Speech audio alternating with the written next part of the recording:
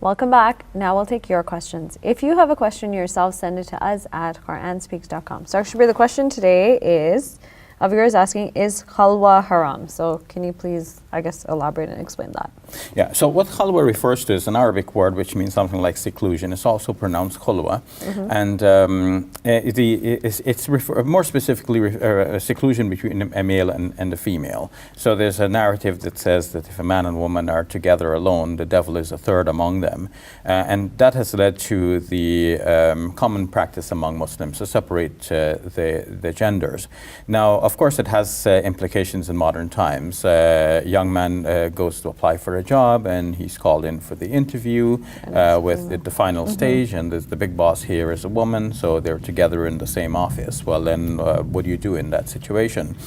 Well, we say that necessity overrides the rules, So here, he's in that situation. He just needs to get this interview over and done with. And of course, in the meantime, remember God, remember his restrictions, and not get into any situation that would be itself haram. So the seclusion here is a means towards the haram. It can lead towards haram, or you can stop yourself in the middle.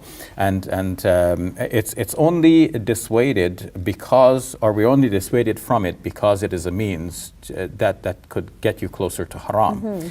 To something that is prohibited. But of course, it doesn't mean that the means itself is haram to enter into.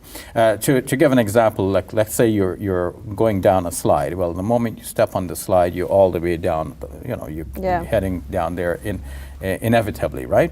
But if you're going down a set of stairs, you can go down one step and you can stop right there. You can get to the platform in the middle and take a breather. You don't have to keep going. You can make your way back up if you wanted. So we shouldn't think of everything as a slippery slope. I see what you're saying. Okay. You can be steps, and you can go back. You can make your way back out.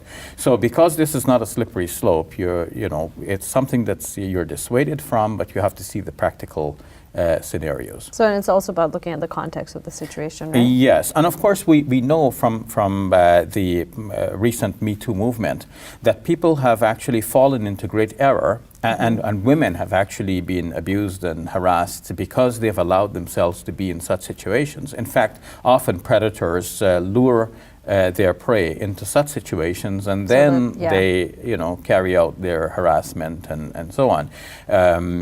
We've read stories in the Toronto area. It happened that there was a story about a man leading woman to his house and then saying, okay, let me give you a tour of the house. Okay, so this is the kitchen, this is the living room, let's go upstairs, that's the bedroom. And then before she knows it, now she has a complaint. Sort of stuck in a situation. So and then in another case, the woman was being shown the guy's office. So she went into his office, and here is now a complaint arising out of that. So to stop these situations from getting out of hand, the Islamic prescription is that you don't get into that situation to begin with. You try to avoid it the best you can. And this is for both genders. It's not only for women to protect themselves, but it's also for men to be aware of Satan tempting them towards evil and avoiding the situations where they will be tempted towards evil. And where it's possible to avoid, because obviously in some of these situations it wasn't on the woman that she could avoid the situation. Exactly. She just found herself in that Often situation. harassment is a power issue, and the one having power over the subordinate, misuses and abuses that power. Perfect. Thank you very much, Dr. Shabir. Hey YouTube, we hope you benefited from this video. If you liked it, or if you didn't, let us know in the comments below. And if you're interested in learning more, check out some of our other videos. And don't forget to subscribe so you can get new videos every Monday, Wednesday, and Friday.